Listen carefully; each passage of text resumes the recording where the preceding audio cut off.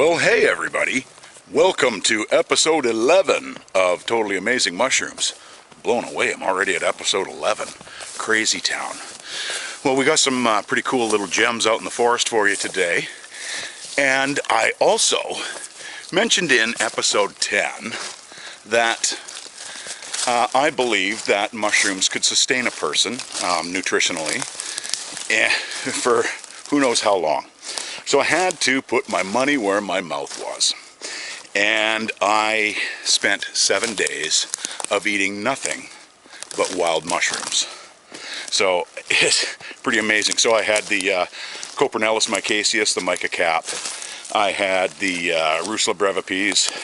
I had the parasitized form of the brevipees, the Hypomyces lactiflorum. What else did I have?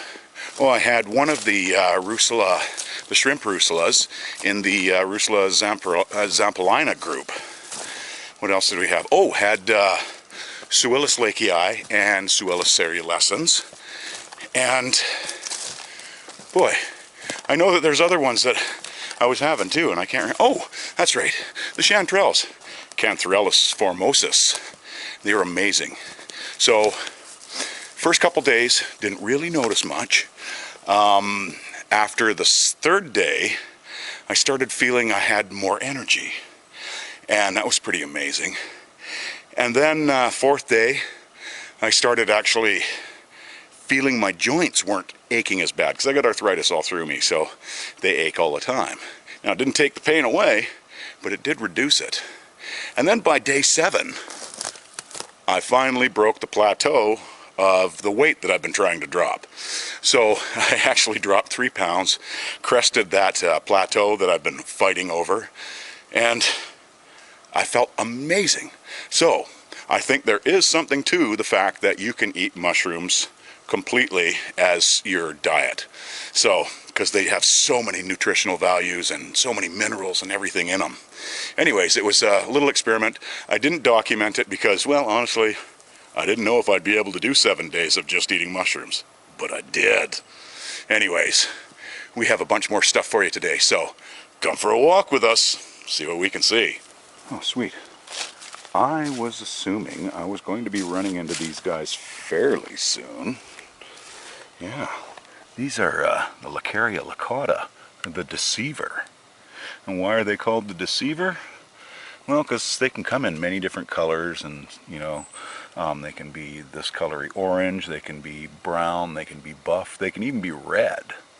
And being in the deceiver is they can also be mistaken for some little brown mushrooms, the LBMs, and which some of them are toxic. One that comes to mind would be the Galerina marginata, the deadly Galerina. One difference is the Galerina grows on wood, and the other thing is these guys have a white spore print and the Galerinas have a rusty brown. So these guys were originally, 1772, they were put into the Agaricus genus, and that was by Giovanni Antonio Scapoli. And it was called Agaricus lacatus, kind of like lacutus. Resistance is futile. But that stayed in that genus and name, that binomial name, for about, well, a little over 100 years actually, until about 1884, when Mordecai Cook, I don't remember the guy's middle name, he renamed it and put it in the Lacaria genus, and changed it from lacatus to lacata. And I think somewhere along the way it got thrown into the Clitospy genus. Not really sure why, but I'm sure they had a reason, but didn't stay there for long if it did. But yeah, pretty neat. Are they edible? Yeah, they're edible, but why bother? They're so small. Most mycologists call them the weeds mushrooms of the woods because, they're normally kind of everywhere, but they're, like I say, they're diminutive and not worth it. Now they have inside them, biologically, they have antioxidants, and just like a lot of the mushrooms out there have antioxidants, And these guys are average on the antioxidant scale amongst the other ones. But they also have antibacterial qualities. And again, like several of the species I've mentioned in a couple of the last episodes, these guys are able to attack the Staphylococcal aureus. Oh, and the microbial resistant Staphylococcal aureus. So that's pretty amazing. Now in the lab they've also been taking these guys, because they're ectomycorrhizal, so they have an symbiotic relationship with the trees that are all surrounding us here. And because they're introducing them into the saplings root system of the Pinacea family, and they're seeing if it's going to have any kind of effect on their growth. So whether speed of growth or size or density, like amount of branches or whatever. And you know, so that's more really cool stuff to wait for the results for. Alright, so I've pulled one of these guys up, and you can see how far apart the gills are, and they're kind of forked. They look like they're kind of forked out, and they don't have a ring on these guys. The stipe is very fibrous, and just like most of the Leucarias, like the Leucaria amethystio occidentalis, that one's got a much larger stipe. That's the amethyst deceiver. So yeah, so not worth trying to harvest the stipes. Just do the caps if you're going to eat them. But as you can see, like, it's the size of smaller than my thumb, and they will flare up. The edges of the margins will flare up like this one here. They do some weird stuff. They look really neat though. Oh, here's a nice bunch of sulphur tuft. This is Hyphiloma fasciculare. Yeah, these guys are toxic, and they're growing on this branch that's underneath this moss here, and it goes all the way down here, and they're gonna inhabit the heck out of this thing. And they don't care if it's conifer or deciduous. They'll grow on either one, and they are toxic. They have fasciculol in them, and this is the constituent that makes everybody sick, and you're going to get diarrhea, you're going to get vomiting, you're going to have total gastrointestinal problems. There has actually been, oh, and you can also possibly pass out. There has been one death recorded, but the problem with that one is they ate several different species of mushroom in one dish, and they couldn't actually, you know, pinpoint it down to the fasciculare. Now these guys will, a lot of times, most of the time, have a ring, and we're just going to get one up because I want to show you the colors of the underside of these guys, because it's just, it stands out so much, and it's how you can tell the difference between the Capanoides and these guys. Alright, maybe in the sunshine it'll help. There's a lot of sun right now. Now, just looking at it myself, this is like highlighter pen yellow, and I just really can't tell if the camera's picking it up. And because they've got kind of a purpley dark spore print, you can see the spores are starting to form in there, it makes it almost look like a green color in there. So they're going to grow in bundles and bunches, and as a matter of fact, that's what fasciculare means. It means bunched or bundled. And there's a little, you can kind of see where the ring was. There's remnants of the ring there. And they're, like I said, they're going to be growing on wood, so they're saprotrophic. Oh, they have anticoagulant properties in these guys. Now, they haven't done, because they're not edible, they're toxic, they haven't done a lot of testing on the nutritional value of these guys. However, they have been doing testing on some species of mushroom that grow in the forest that are actually parasitic to some of the trees, and they, these guys here, their mycelium will displace any other mycelium that's growing in there. So they've been taking these, and it's particularly on the Armillaria genus. Those are, the honey mushrooms are part of that genus. And so they've been putting the mycelium and planting it into the rotted roots of living trees that those honey mushrooms are attacking. They put these in them, and they're displacing the honey mushrooms. And these guys won't eat the live wood. They'll only eat the decaying wood, so they're attacking the stuff that's already been attacked by the honey mushrooms. And, you know, if the tree has still got enough viable roots that it can keep growing, then it'll keep growing. And these guys will devour whatever that they need to get out of those root systems that are rotted. And then they'll, you know, sporulate and take off somewhere else. So yeah, very, very cool. But these look very much, their caps look very much like the conifer tuft mushroom, the Hypholoma capnoides. And those are absolutely delicious. I love them. And I'm going actually out for a hunt for those in the next couple of days. And yeah, but since I've seen these ones, they're the Hypholoma cousin to the capnoides, the fascicularia here, I figured that they should be out. And I did have one of our subscribers tell me that they were at higher elevations a couple of weeks ago, so they'll slowly migrate their way down. Leave these guys to chow down on their piece of wood here, and we'll move on. Here's that yellowy green kind of color. It wasn't picking it up on the forest floor because I'm assuming the other greens and whatnot around it. And honestly, live, looking at it myself with my own ibbles, it's quite yellow, like fluorescent, you know, the highlighter pen yellow. Crazy town. Yeah, you can see kind of where the rings were on those, that kind of darkish looking little area there. And yeah, but just a really neat little cluster of these guys.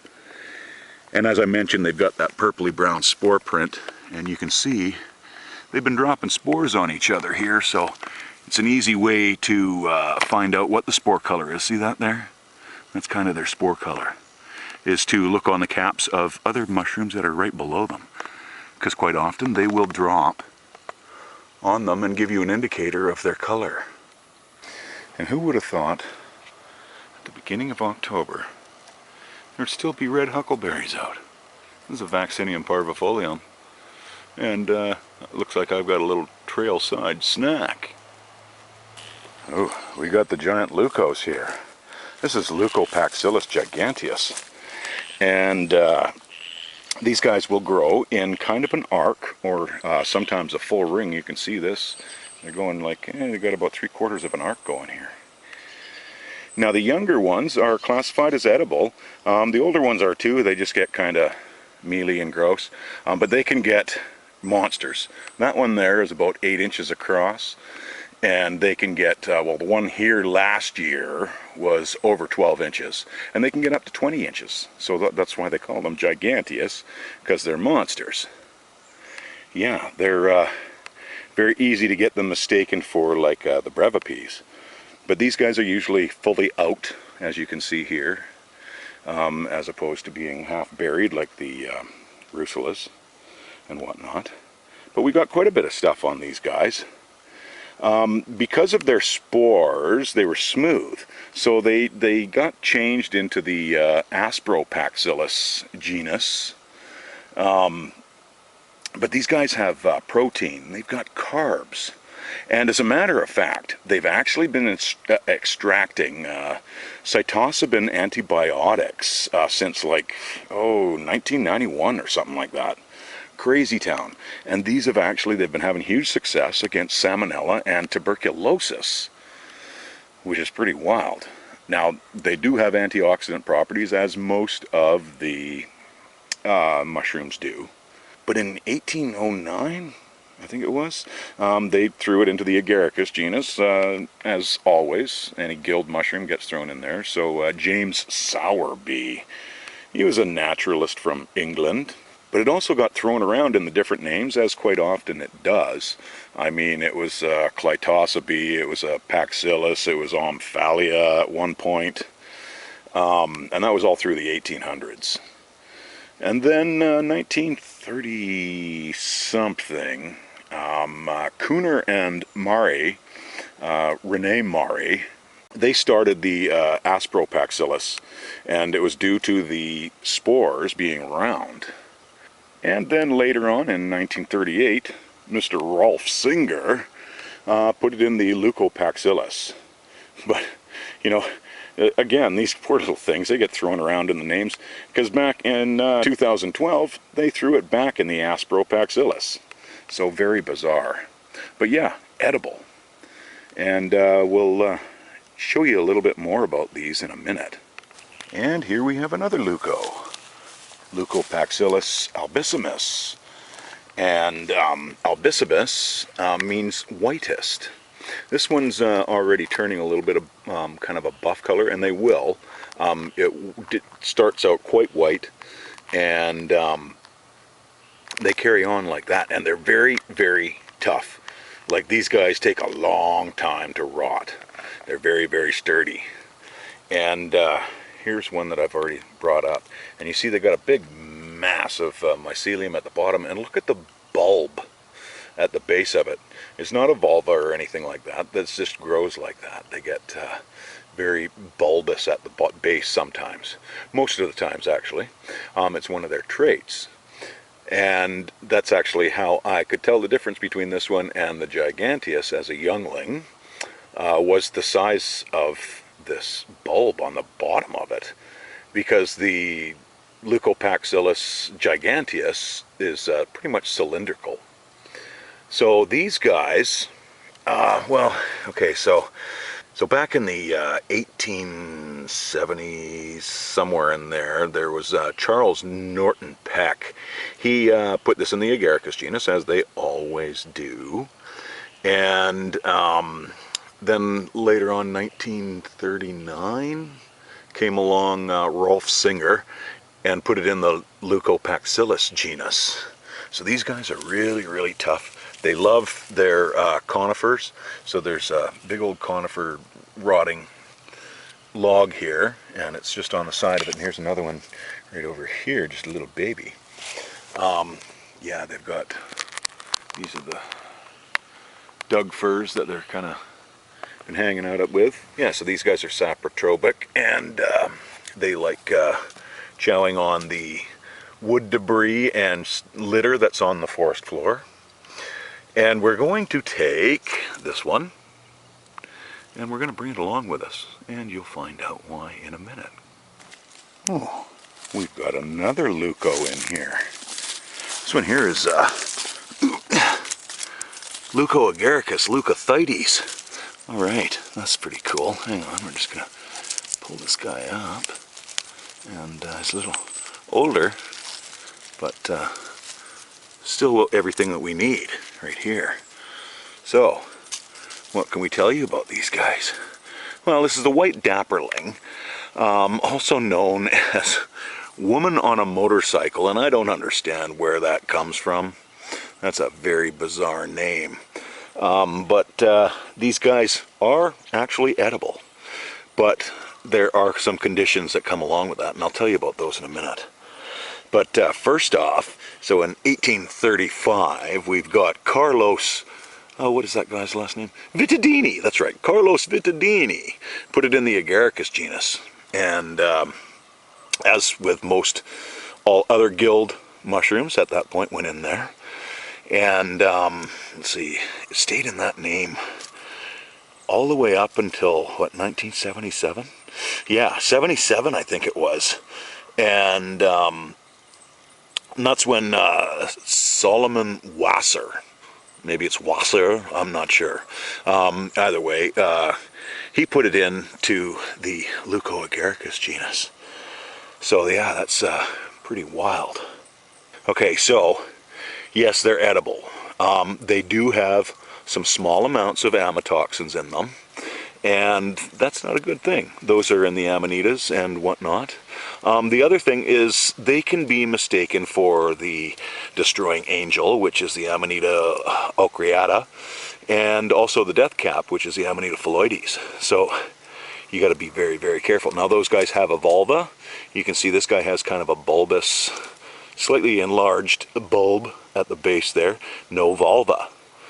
But they do have a ring, And usually this ring is slidable. Yeah, there it is, yeah. You can slide it up and down the stipe. So, pretty cool. But yeah, they did some testing on this guy, 6 others. Like there was one in the Coprinus genus, there was one in the Lycoperdon genus, Macrolepiota, and I can't remember, there's another couple. Anyways, so these guys have some phenols in them, and some amino acids, right. And they also have some antimicrobial properties, which is very, very good, and to some extent antibacterial. But they were kind of low on those out of the 6 that they kind of tested. And they also have sterols in them. Now, speaking of sterols, we were talking about vitamin D3 and the Cantharellus formosus, the chanterelles, the golden pacifics, in episode 10, I think it was.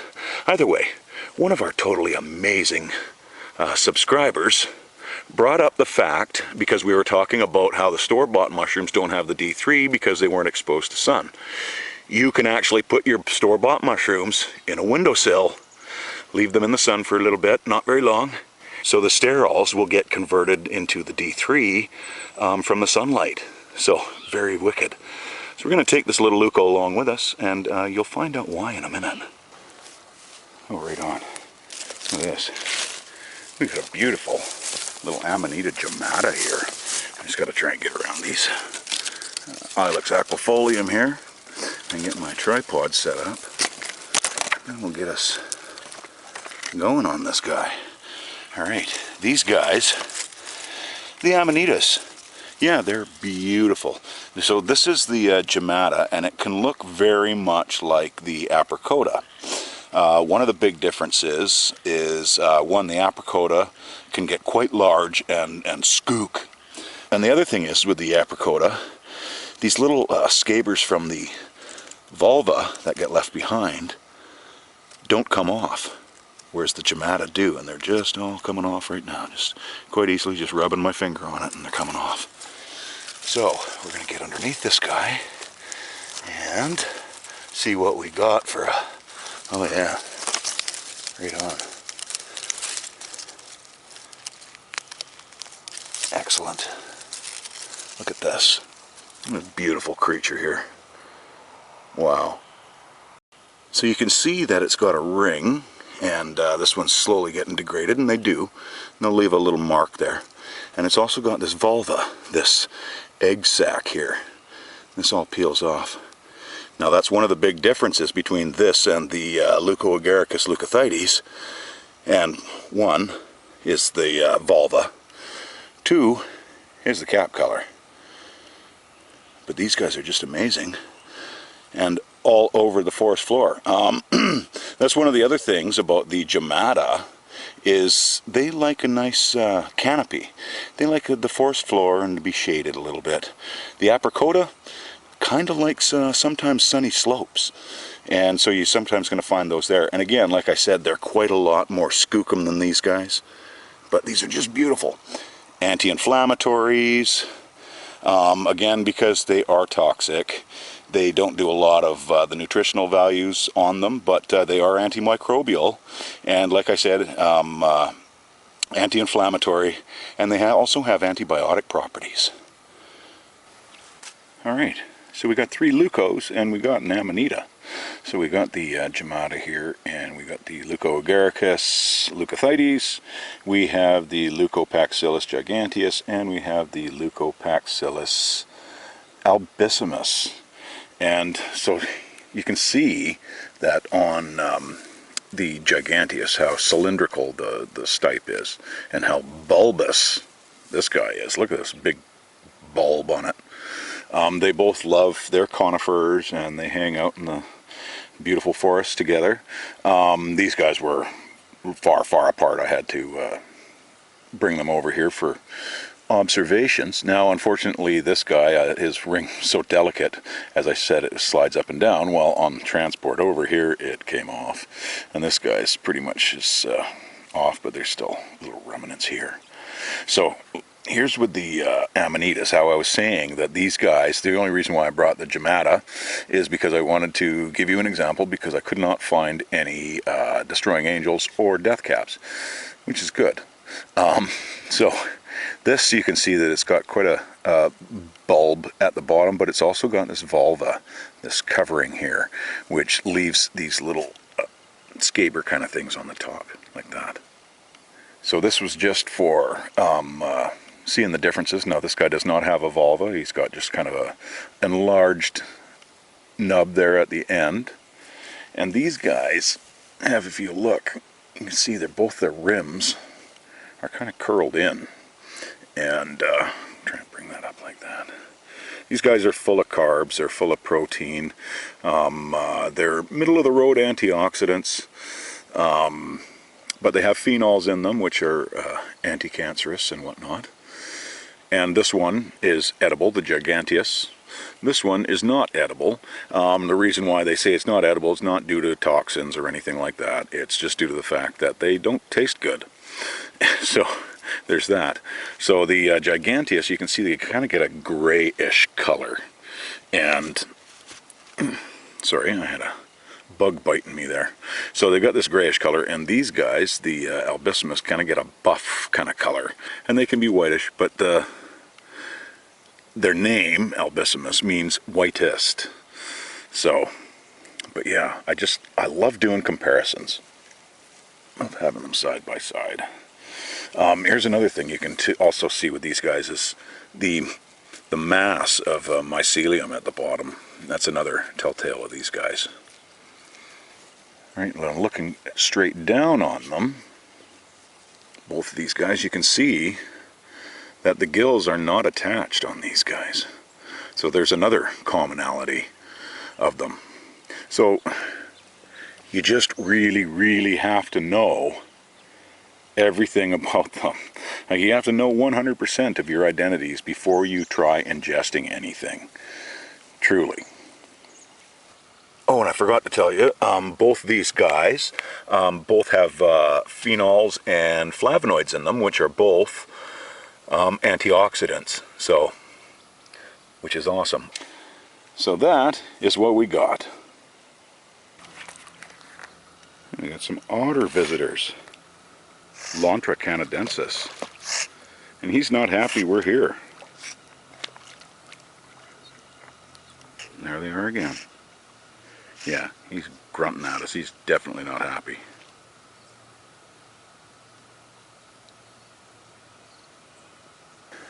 Even amongst all the leaves that are turning, you can't miss these guys.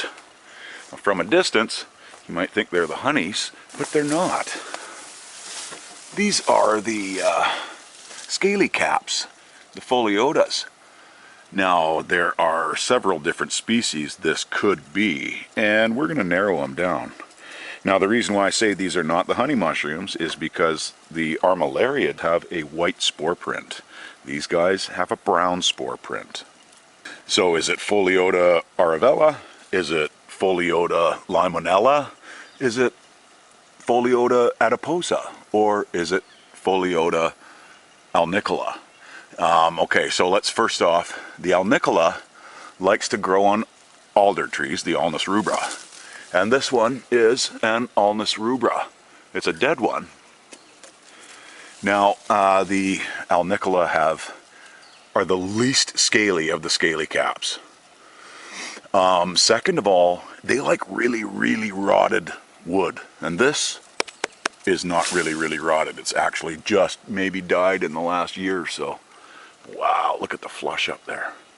Okay, so that knocks another one off. Is it Foliota adiposa? Now, adiposa, common name is the chestnut scaly cap, and they're normally quite darker brown. And so we're down to now either limonella or the aurivella. Now, they're so similar aesthetically to look at. So the only way that you can actually decipher between the limonella and the aurivella is the spores. The limonella have much smaller spore print, or the limonella have much smaller spores. So we're down to those two. Now they say that the adiposa, the chestnut one, is edible. They say the other ones, well, some of the sites say that they're edible, some of them say they're inedible. Now David Aurora, who wrote Mushrooms Demystified, said at one point they were classified as edible, but some people have gotten gastrointestinal upset from them. Not killing anybody, but they get, stomach cramps and maybe diarrhea, so that's not too bad. These guys are beautiful. They've got, you can see where the ring mark was there, and above the ring there's no scales, but below the ring there is scales all the way down, and the scales are all concentric all the way around, and they're almost kind of uniform. I'm leaning towards the Aurivella, but like I said, until somebody does a spore print on them, we won't know the size of the spores, so we won't be able to decipher between the two. And little dog's trying to find out what else is in the bush here.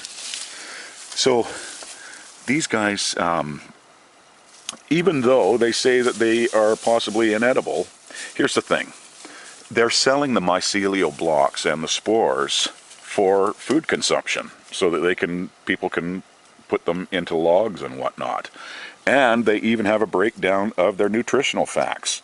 So they've got polysaccharides, they've got carbs, they've got protein, they've got fiber, they've got vitamin A, they've got vitamin D, and several of the Bs. They got the 1, 2, and I think the 6 complex. They've got copper in them, they've got calcium in them, they've got phosphorus and potassium in them. Just, so pretty cool. And when they're young, their gills are going to be quite yellow, like you can maybe see here. And because of their brown spore print, their gills will turn a rusty brown. These, just look at this amazing cluster though. So foliota means scaly. And these guys also have a really greasy cap. It's almost, it's like a slug slime. It's gross. Now, I'm kind of thinking that, like the Suillus, you have to peel the caps to make them so that you don't get gastrointestinal upset. I'm wondering if it's the same case with these ones. Yeah, it's kind of up in the air. We're not too sure. But just look at how beautiful these guys are. And they're going all the way up this alder. Wow, man. Like, all the way around, too. And they're coming down. Oops. Bunch more down there. It's just beautiful. Man, I love the mushrooms, and these are all really quite young, actually. So yeah, so I'm gonna pick one, and they say also that, see, here's another thing, is they're telling you that there's certain areas of it that are not as palatable, and the base of these are apparently not as palatable. They're kind of fibrous. So, and with most mushrooms, I normally just cook the caps anyways. So, now I've already shown you the Chlorosoboria ruginacens in a couple of the different episodes, but they're in my top 5 mushroom for aesthetics, and that's why I had to show these. Plus, I wanted to do a contrast of the blue to the yellow of the foliota, because these guys are now aesthetically also in my top 5. Pretty neat. But they've been doing a little bit of testing on these little blue ascomycotas, and which means they have little sacs of their spores, and they release their spores when these sacs burst. They're related to, like, the morels, the morchellas, the elfin saddles, the lacinosa, or the Helvella lacinosa and the Helvella crispa. And so what's really neat is they started doing some testing on the mycelium, because this blue pigment has, it's called xylindine, and it has photoluminescent and bioconductive properties. So that's really cool. So they've been pulling that out. So what they've been doing is taking a little chunk of this, well, not this piece of wood, but a chunk of its wood with the mycelium in it, and they've been growing it in an agar, and Sammy agar to be exact.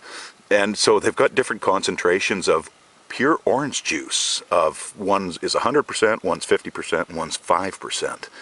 And what they found is that the mycelium in the 50% did the best because it had a pH around 4. And so, but the mycelium for the first 7 to 10 days, somewhere in that range, the mycelium's white.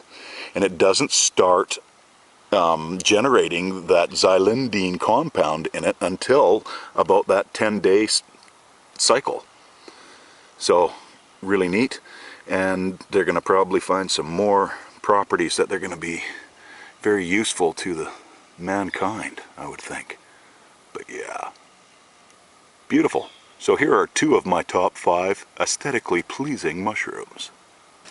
Yeah, it's growing all over this forest floor and all this deadwood. As soon as you see the blue, if you see the moss, lift up the moss, because quite often you're going to find the mushrooms under there. They like it dark and they like it moist. And we've had a lot of rains, so they're all kind of coming out. Just beautiful. But yeah, there's chunks of it all over this forest floor. I think there's more over here. There's one here, and there's another bunch right over here. Just everywhere. Now, I don't know, they're not all necessarily fruiting. Like this one is not. Oh, it's just trying to right in there. But yeah, if you see the blue, flip them over. And then return them back to their original position, because, like I said, they do like their moisture and darkness. Sure hope the camera's picking up this blue. It's just amazing. All right, that was an interesting little day. Thank you so very much for watching. If you enjoyed what you saw, please hit the like and subscribe button if you haven't already subscribed. Right on, my friends. Thank you so very much for watching, and I will see you next time around.